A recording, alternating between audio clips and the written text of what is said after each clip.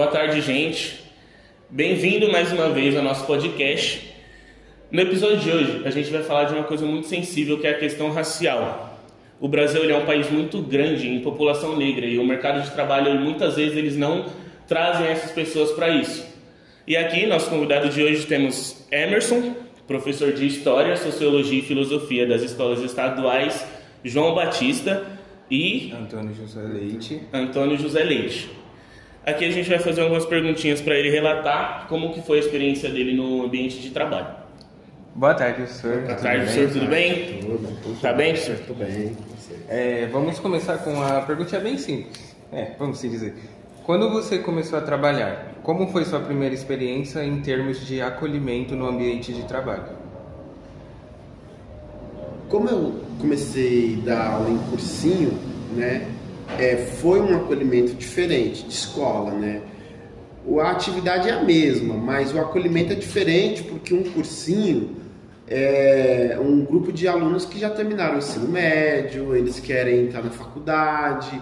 Então eu digo assim que foi um acolhimento misto. Teve um pouco assim daquela coisa calorosa, né? Porque o professor de cursinho, na maioria das vezes, como foi o meu caso, é um professor voluntário, então tem aquela coisa calorosa, mas tem um pouquinho também de frieza, porque eles são muito práticos, eles querem aula para passar no vestibular. Então, independente para eles se é o professor A ou B, eles não fazem muita cerimônia, né? E eu entendi isso numa boa também, porque eu acho que se eu tivesse a idade deles, eu também pensaria da mesma forma. Uhum. Você já sentiu que, por ser negro, houve algum tipo de discriminação ou barreira que você sentiu assim no seu ambiente profissional? Não, o que eu percebo, que eu percebi e depois no começo não foi muito claro para mim, mas com o passar do tempo isso foi ficando mais evidente, é que nunca teve assim uma barreira, porque talvez pelo fato de ser professor de Sociologia, Filosofia e História, eu sempre abordo o assunto, e isso é muito bom, né? Agora, eu vejo coisas do tipo assim, são os dois lados da moeda. Muitos alunos me recebem, de um lado, muitos alunos me recebem, e olham assim, pô, finalmente professor preto. E eu fico pensando, onde que eles estavam, então, o tempo todo, que eles não viram esses professores? Então, falta mesmo professores na rede, professores pretos. Uhum. Isso é fato. Então, os alunos falam, opa, pelo menos um. E às vezes eu só dou aula no ensino médio, então quer dizer, ele chegou até o ensino médio sem nenhum professor preto na rede. Esse é um lado. Do outro lado, os alunos podem achar legal falar assim, professor, você se parece com alguém. Eu entendo isso como uma brincadeira. Ah, você parece com o cantor. Ah, você parece com não sei o quê. Eu acho legal ele falar isso. Mas eu talvez não veja isso nos outros professores brancos. E o aluno que faz isso nem percebe. Ele olha assim e fala assim, professor, você parece o Tiaguinho. Ah, legal, né? Legal. Mas ele faz isso com outro professor branco? Professor, você parece com fulano? Então, sempre procurar uma semelhança do professor preto com outro artista preto é uma coisa que me causa, no mínimo, curiosidade. Mas eu acho que para por aí. Um outro episódio assim, como indo mais diretamente na sua pergunta, um outro episódio você encontra mesmo de resistência mesmo, que é uma questão racista. Que eu lembro alguns anos atrás, né, que eu tive na outra escola, uma abordagem assim do tipo, pô, não gosto dele porque ele é preto mesmo, eu não gosto mesmo. Ou então, ele é seu pai, fulano.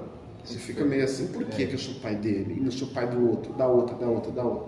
Quando eu entrava, ele sempre estava fazendo piada. Então você percebe que há uma coisa. E eu aproveito esses momentos para falar sobre o racismo no Brasil. Né? Uhum. Então eu vejo isso como uma oportunidade. Você usa a oportunidade das pessoas falando com você para educá-las, né? Isso. Coisas que os pais deles não fazem, né? Muitos não fazem, muitos não aprendem também. Sim.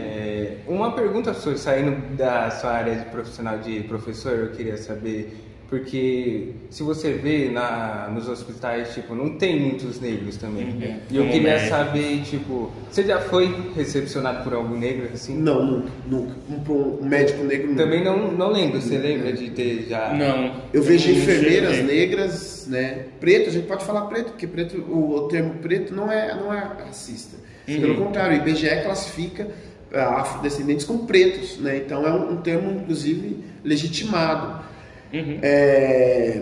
Então, mas enfermeiras ou enfermeiros pretos eu já encontrei, médicos não. Vai muito na questão da opressão que a pessoa sofre quando ela é mais jovem, né? Muita gente ela não tem um pensamento tipo, pô, vou seguir, vou continuar mesmo com toda essa pressão. Eu acho que isso é uma coisa que que foi muito implementada na gente. E falta tipo ambição. Acho que muito interessante que você está ensinando as pessoas e tal. Tipo, as pessoas vêm assim, é seu pai. Não, você ensina, porque tem que ensinar as pessoas. Muitas das pessoas não teve uma educação. E aí tem essas brincadeiras, essas piadinhas. O que eu gosto de lembrar, assim, eu acho que eu posso dizer quase que 100% das vezes, tirando esse episódio que o aluno me atacava mesmo de propósito, tirando esse episódio, o restante das vezes eu posso dizer que foram situações inconscientes. Quer dizer, ele não era um racista típico, clássico, né? Naquele modelo americano que o cara entra e ele não gosta e ele enfrenta e tal, e ele tenta... Não é nada disso aí não. É aquilo que eles chamam, que agora se convencionou chamar, porque é um termo histórico, chama-se de racismo estrutural. O que é o racismo estrutural? É uma estrutura racista que você vê na educação, na saúde, nas finanças, onde o tipo de perfeição, inclusive na religião, né? O tipo de perfeição que se espera, ela sempre vem do elemento branco. E que o negro, ele é associado à imperfeição, portanto, é difícil ele vai ter uma profissão de elite, porque ele é imperfeito, ele é incapaz. Então, o estranhamento dos alunos vem também por conta disso. Como ele chegou se põe dúvida sobre isso, como ele chegou até aqui, né? Peraí, eu nunca vi, por que agora tem o primeiro? Então, por isso que eu considero que é um elemento inconsciente da parte dele. Então, ele está fazendo uma brincadeira que provavelmente ele ouviu na casa dele, inclusive. Entre os né? pais, entre os pais, né? Amigos.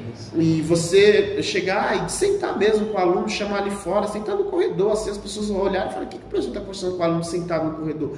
Para conversar com ele, porque eu nunca processei alguém por racismo, não que não tivesse oportunidade ou não tivesse vontade, mas aluno eu não faço isso, porque aluno eu explico, eu oriento, eu quero muito bem ao aluno, quero que ele se dê muito bem na vida, e eu, como eu disse por algum tempo atrás, eu estou partindo. Eu só espero ser um professor melhor para deixar o mundo melhor para as minhas filhas. Sim. Quer dizer, esse cidadão que hoje é racista, se ele deixar de ser, quem vai ganhar com isso é a família dele e a minha. Então, se eu simplesmente colocar esse rapaz atrás das grades, eu não vou melhorar a situação. Eu vou piorar, eu vou agravar a situação. E resultado disso, depois é minha filha, minhas filhas que vão entrar no mercado. E alguém vai dizer que elas roubaram alguma coisa, simplesmente porque elas são pretas. Então, se eu tornar o mundo melhor, elas também vão ganhar com isso. Eu procuro fazer minha parte, né? Tá certo. Você vê também que o racismo estrutural, ele não tá só ligado às pessoas brancas. Eu, por exemplo, teve um dia que eu tava saindo com um amigo meu, e ali no Tucuruvi eu entrei numa loja. Um segurança, ele devia ter 1,95 m por aí, ele é negro, tal, retinto, preto mesmo. Chegou assim e ficou seguindo eu e ele. Tipo, você vê que o racismo estrutural ele foi algo que foi implementado por brancos e tá afetando até as pessoas pretas. Isso. Tá afetando, tá vendo assim as coisas de uma outra forma. Fala assim, não, negro é ruim. Ah, mas eu sou diferente, mas aquele outro ali, aquele é ruim, aquele vai tentar roubar minha loja. Isso. Quando muitas vezes não é o negro que rouba a loja, não é o negro que vai tentar com pensamento ruim, sabe? Justamente por causa dessa pressão, dessa opressão que a gente sofre. Entendeu? Nós temos aí, né, não precisa nem ir muito longe no Brasil para mostrar que nós temos quase 500 anos de corrupção e nunca foi o preto. Olha a política brasileira como está. Mas é o preto que é visto como bandido. E sempre foi assim. Quer dizer, essa estrutura, ela favorece. Quando eu resolvi ser professor, eu entendia que eu estaria ensinando um aluno tábua rasa. O que é a tábua rasa? É aquele que você chega sem ter aprendido nada e que você vai ensinar. Isso não é verdade. Ele aprende racismo. Ele aprende racismo. Então, se ele aprende racismo, ele também pode desaprender racismo. Então, eu aprendi que minha missão não é chegar e passar um montão de lição na lousa. É fazer com que ele desaprenda o racismo que ele aprendeu. Então, eu tenho uma tarefa que é difícil, porque no meio dessa atividade de ajudá-lo a desaprender o racismo, eu tenho ainda o controle de uma sala, a gestão de uma sala de aula, que você tem que fazer chamada, dar aula, você não pode exclusiva. Eu lembro uma vez que falando disso, nem foi muito tempo, eu falei disso por volta de mais ou menos um mês. Falei sobre racismo, como que a sociologia estava abordando a questão do racismo no Brasil, que era uma novidade para muitos. Eu fiquei conhecido como professor na escola, eu fiquei conhecido pelos alunos como negrologia, professor de negrologia. Engraçado que eu falei sobre nazismo, ninguém reclamou que eu estava falando de nazismo. Mas quando eu falei de negro, eu virei o professor de negrologia. Então os alunos, quando me viam, e quem me falou isso foi uma professora, falou: professor, os alunos estão habilitando você de negrologia, porque você só fala desse assunto. Eu falei: pelo contrário, eu estou abordando a diretriz que vem da diretoria de ensino, que é para você trabalhar o tema. Então eu passei um dicionário para as palavras que eles deveriam evitar, que hoje são palavras politicamente incorretas.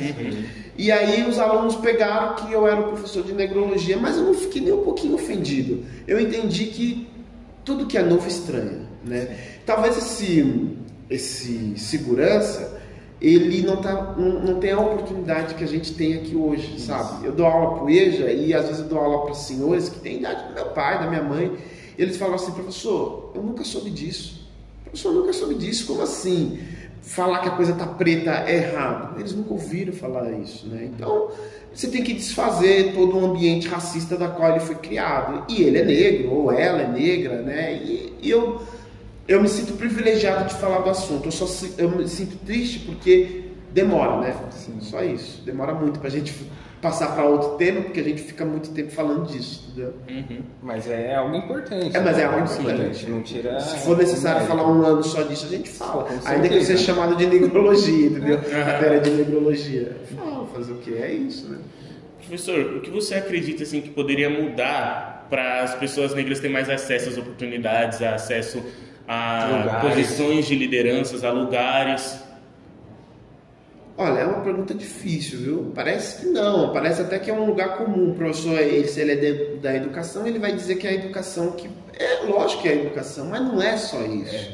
Não é, claro, porque se fosse assim, os Estados Unidos sempre teve uma educação de elite, embora os negros não possam frequentar lá muitas escolas de elite, os Estados Unidos sempre teve educação de elite, que você encontra lá, é um país marcado extremamente pelo racismo estrutural, ambiental, geográfico, né? Então, não é só uma educação. Para mudar isso, tem muita coisa a ser feita, mas eu acho que os passos que o Brasil vem dando são passos importantes, como por exemplo a questão das cotas. Acho que vocês vão falar sobre isso. E quando fala de cotas em serviço público, quer dizer, não é só cotas na educação, cotas no serviço público, porque eu sou resultado de cotas para entrar no serviço público, para se tornar um funcionário público. Posso estar muito errado, mas se não me engano, minha família, eu sou o primeiro a entrar no serviço público, a virar um funcionário público, pela lei de cotas, que também incentiva. Quando você oferece estabilidade econômica para um membro de família, geralmente quando é o chefe da família, aquilo não é uma referência ao homem, mas ao chefe que pode ser a mãe ou o pai, tanto faz. Mas quando você oferece estabilidade econômica para esse membro, você estende essa estabilidade aos filhos. E a condição econômica é importante. Claro que a reboque disso também tem que ter educação, tem que ter saúde. Recentemente nós tivemos um resultado de pesquisa do IBGE falando que as mulheres negras são as que mais morrem durante o parto. Então não é só um médico negro, é um atendimento especializado a essas mulheres que têm problemas genéticos crônicos, que muitas vezes os médicos ignoram isso, entendeu? Ou então o atendimento que é precário a essas mulheres no trabalho de parto. Então, ainda nós voltamos lá no começo, é uma estrutura que precisa ser pensada com muito cuidado, em que o sujeito negro, o homem ou mulher, ele precisa ser tratado com mais atenção em todas as esferas do departamento público. Eu acho que isso, e a educação é parte disso, né? Não pode se furtar. Isso inclui, inclusive, os meios de comunicação, né? Que agora você vê um pouco mais de pessoas negras na mídia, na publicidade, como atores, ainda é pouco. Você não encontra nenhum negro como chefe de emissora. Acho que é questão de muitas leis também, né? Ter as políticas leis públicas. Isso. Tipo, política pública onde o pessoal se reúne para falar algo que pode ser útil para a sociedade. realmente útil. Sim, não sim. seja só mais uma que seja descartada. Só mais uma que o pessoal também não se esforce em cumprir. Se tivesse mais tipo, tema, se ele desse mais atenção, acho que para esses tópicos da política pública, eu acho que a gente poderia tornar tipo, um pouco melhor. Porque na questão do racismo estrutural, se tivesse uma política pública que incentivasse os pais a ensinar sobre, eu acho que o país ele estaria um pouquinho melhor. Pouca coisa, porque ainda vai ter um ou outro que não vai querer mudar. Infelizmente existe esse tipo de pessoa. E a gente poderia tipo, também ser uma luz, né, para o mundo, para falar assim, pô, aquele país tentou isso e deu certo. Vamos tentar também, assim, diminuir cada vez mais as estatísticas ruins que o negro sofre. Sim. Eu acho que é uma coisa muito importante que a gente poderia fazer também. A gente, eu digo a sociedade, a comunidade em todo. As comunidades que se ajudam. Agora, por exemplo, você tem toda a razão. Nós temos 300 anos de escravidão e nós temos 125 anos de liberdade. Você vê que nós temos mais tempo de escravidão do que tempo de liberdade. Então isso tem reflexo. Eu estava falando isso agora, saí agora de um segundo ano e eu estava falando. O negro, hoje é dia 15 de maio. Há 2 dias atrás foi 13 de maio, que é uma data emblemática para o Brasil, porque foi o dia que a Princesa Isabel assinou a Lei Áurea, que libertava todos os escravos. E a pergunta que fica é: os negros tiveram liberdade ou foram abandonados? Com certeza abandonados. Assim que o negro ganhou a liberdade, não foi seguida de nenhuma lei pública que reparasse essa enorme contingente de população que foi jogada às ruas, né, do Rio de Janeiro, de Salvador. São Paulo nem tanto ainda, era uma vila, mas Rio de Janeiro, que já era a capital do Brasil, Salvador, que foi a primeira capital do Brasil, estava cheia de negros e eles foram jogados na rua. Não quer dizer nenhuma política pública para amparar essas pessoas. Também estava lendo hoje sobre a vida de Lima Barreto, um escritor negro.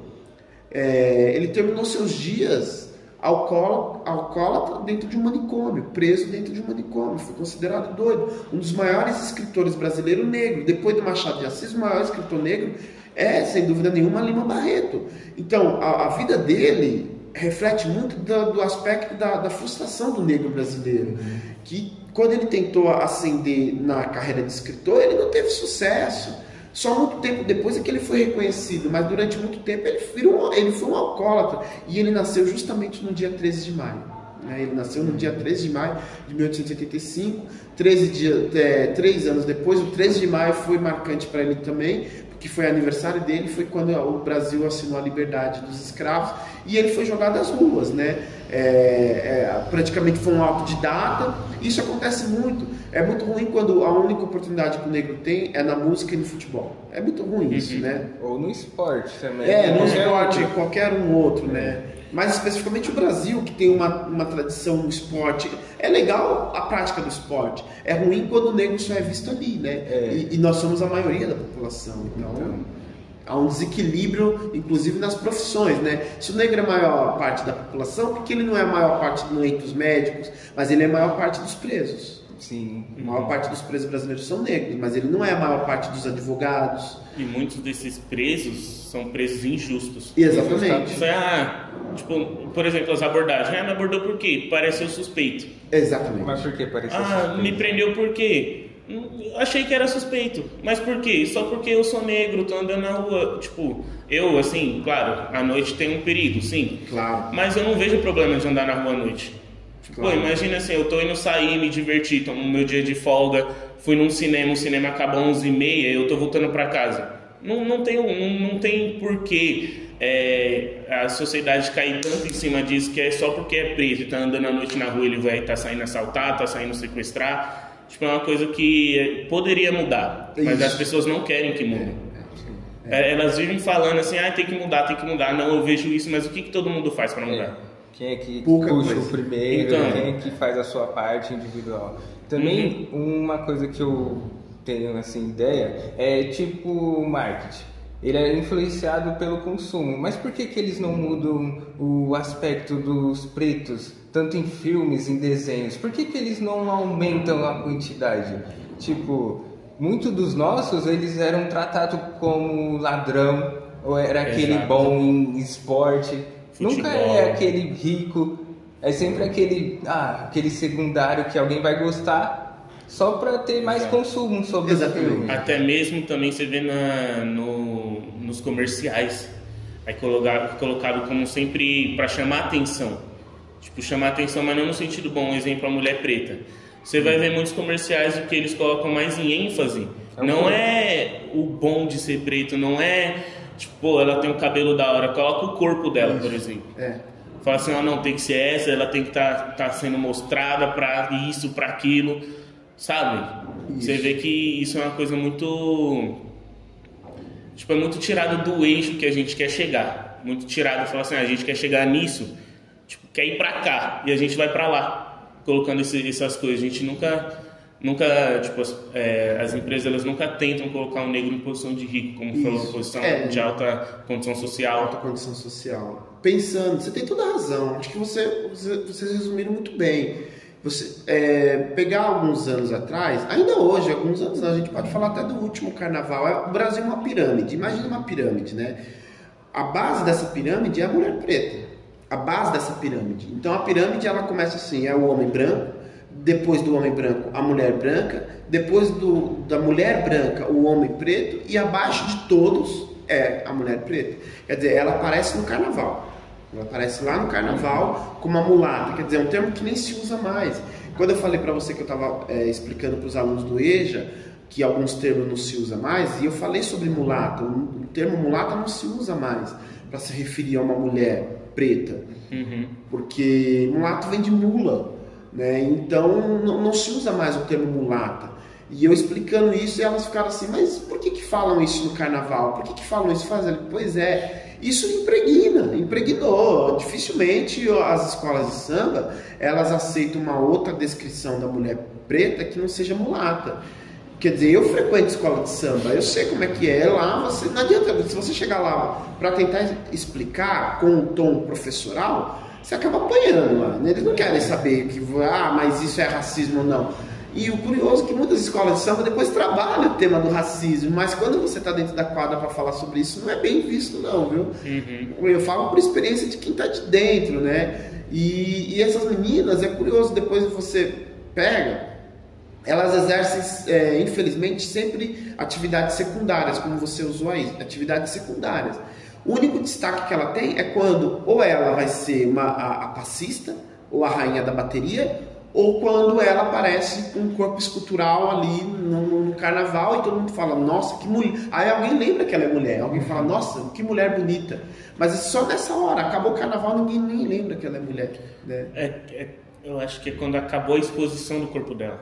Isso. Quando ela tá de roupa é só mais uma na estatística. Exatamente. Quando ela tá seminua, tá sem roupa, uau, que mulher. Que mulher, isso. É algo que a gente poderia mudar, que também já entra de novo na questão do racismo estrutural, né? Uma perguntinha aqui. Como o racismo estrutural ele impacta diretamente suas oportunidades na sua ascensão profissional? O racismo estrutural, ele, assim, tem a questão de impedir essa velocidade. Porque, claro, eu como professor, todas as carreiras têm um auge. Todas as carreiras têm um auge. E o auge de qualquer professor, ou pelo menos da maioria deles, é ser professor universitário. Né? Eu entendo a educação básica, e é importantíssimo a educação básica. Quer dizer, não adianta você falar de educação superior na faculdade, dar aula na faculdade, se você não começa aqui. Então eu entendo esse trabalho de formiguinha que é feito aqui no chão da fábrica, e sei que ele é importante. Mas o trabalho essencial que eu gostaria de desenvolver é um trabalho universitário. Aí é que entra o racismo estrutural. É muito difícil um professor... quando abre vaga para dar aula em universidade pública, principalmente, que são consideradas melhores, para um professor preto, às vezes eles nem abrem a vaga da cota. Quer dizer, ele abre lá e fala assim, um professor negro talvez não tenha essa condição, então não vou abrir as cotas e deixa lá para o outro professor.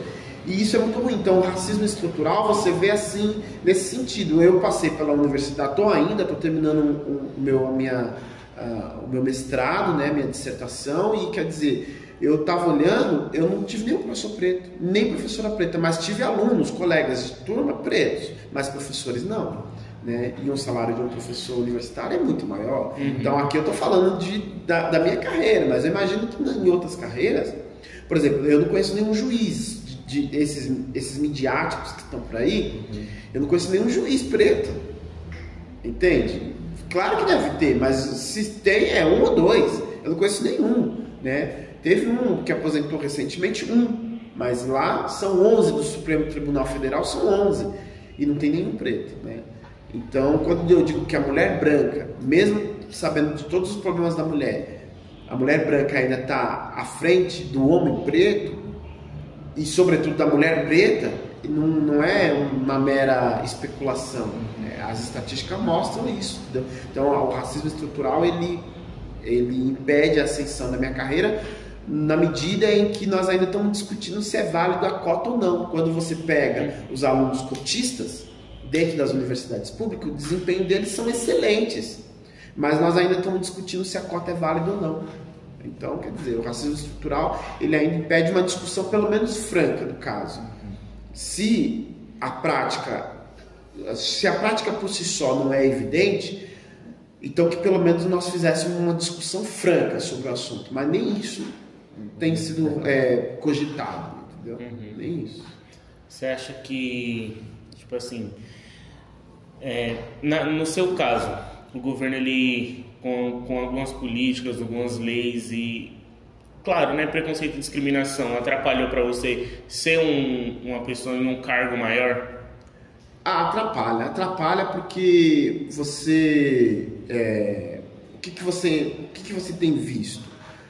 Uma generalização dos papéis. Quer dizer, eu estou há quase 20 anos na profissão, eu nunca vi uma pesquisa racial entre os professores. Para que o professor, inclusive, possa falar aqui, igual eu tô falando, é a primeira vez que eu dou uma entrevista desse modelo assim, para aluno. Já falei em outros, até em canais de televisão já falei, mas nunca falei assim para aluno, talvez porque as estruturas da escola, elas estão tão sobrecarregadas das coisas, de plataforma e cumprir prazo, que até essa discussão ela é banalizada, ou então ela é passada assim, a reboque, sabe? A toque de caixa, tem que fazer tudo muito rápido. E não dá tempo de uma discussão. Por exemplo, qualquer atividade de promoção social, ela é uma atividade antirracista. Quantas vezes nós já ouvimos falar que ter absorvente dentro da escola é uma ação antirracista? Ninguém ouve falar disso, mas é uma ação antirracista. E que quando isso foi implementado, muita gente falou que era mimimi. É mimimi isso aí. Isso é mimimi. Então você vê que na minha profissão, qualquer ação que se possa falar francamente sobre o assunto, quer dizer, eu estou falando aqui, talvez sem autoridade para falar sobre a questão da mulher, mas é que ela está no centro das minhas atenções, dos trabalhos que eu desenvolvo, como a situação dela é bem pior. Então, quer dizer, você encontra as leis, sobretudo aqui em São Paulo, de bastante negligência com a questão racial. O que eu posso dizer na questão da educação brasileira, a educação paulista, ela é bastante negligente com as questões raciais. Ela parece, a ideia da democracia, ela nivela todo mundo por baixo, né? A ideia da democracia, não vou diferenciar professor A de professor B, e nós não estamos pedindo tratamento distinto, nós estamos pedindo atenção. E atenção de políticas públicas. E isso daí você não encontra de jeito nenhum, né? Professor, em resumo de tudo, assim, você tem algum conselho pra gente, pra quem tá assistindo? Algum conselho assim que você possa passar para a vida? Olha, qualquer atividade que eu possa fazer, não é demagogia, mas da minha parte, eu não faço mais que minha obrigação, porque estar em sala de aula, se um dia, como acontece, vira e mexe, eu encontro meus alunos na rua, assim, no mercado, trabalhando, eu já encontrei aluno na Avenida Paulista, já encontrei em São José do Rio Preto, aluno. Então, e quando eu encontro, a minha recompensa não é em salário, é quando o aluno fala, professor, eu lembro de sua aula. Isso é muito bom. Então, o conselho que eu dou para vocês é assim: continue insistindo, não tem outra saída. E o caminho que vocês estão indo muito bem. Eu estou sendo bem sincero, porque a educação que propõe diálogo sempre foi assim, né? A educação é uma medida democrática, né? Em países antidemocráticos, a educação não existe. Existe uma imposição. Então, em país democrático, a educação, ela é o acesso que vocês têm a discussões que vocês não teriam, por exemplo, em outros ambientes, até familiar. Então, o que eu aconselho vocês é que continuem promovendo esse tipo de diálogo. Lá fora, o mundo precisa de vocês. Precisa que vocês falem sobre isso. Que vocês entendam o papel de vocês. Vocês são importantes nesse sentido. E que vocês são bons nisso. Porque é uma geração que vocês são uma geração que já nasce com a tecnologia na ponta dos dedos. Então vocês sabem manejar muito bem isso. Que continuem fazendo isso, mas em prol de propor discussões. Porque o que você vê, principalmente no ambiente virtual, é chacota, é ofensa, é perseguição, é mentira, é racismo. E que propor esse tipo de diálogo franco é coisa rara, infelizmente, mesmo numa democracia. E que se vocês souberem levar essa ferramenta adiante, vocês vão potencializar a arma de vocês vão potencializar a crítica de vocês. E que vocês também, mesmo não sendo professor, ninguém precisa exercer essa função, embora seja nobre, mas mesmo não sendo professor, se vocês levarem adiante a proposta do diálogo, vocês terão como ponto de partida a educação de pessoas que estão lá fora. É vocês que vão educar a mãe e os pais de vocês. Eu não posso chegar lá e dar aula para as mães e para os pais de vocês, porque o período de educação deles passou. Então, como que eu faço para reeducar os pais de vocês? Através de vocês. Então, levando essa discussão para dentro de casa, vocês já estarão fazendo muita coisa e é o que eu espero que vocês continuem fazendo. Isso aí. Obrigado, viu, professor, por se dispor a fazer a entrevista. Muito obrigado. É isso, gente. Vocês gostaram do episódio de hoje? Não esqueça de compartilhar, curtir. E lembra, o começo é só o começo, tá? Muita gente tem muito caminho pela frente. Boa sorte para todo mundo, viu, gente?